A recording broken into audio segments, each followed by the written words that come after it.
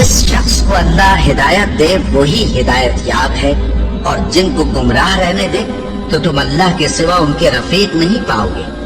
और हम उनको क़यामत के दिन औंधे मुंह, अंधे, गूंगे और बहरे बनाकर उठाएंगे, और उनका ठिकाना दोज़ख है।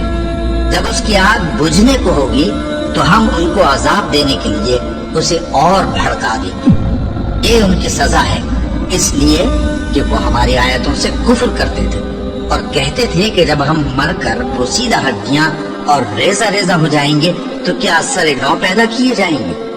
क्या उन्होंने नहीं देखा कि अल्लाह जिसने आसमानों और जमीन को पैदा किया है इस बात पर कादिर है कि उन जैसे लोग पैदा कर दे, और उसने उनके लिए एक वक्त मुकर्रर कर दिया है जिसमें कुछ भी शक नहीं। तो जालिमों ने इनकार के सिवा उसे कबूल न किया। कह दो कि अगर मेरे परवरदिगार की रहमत के खजाने तुम्हारे हाथ में होते तो तुम खर्च हो जाने के खौफ से उनको बंद कर रखते। और इंसान दिल का बहुत तंग है,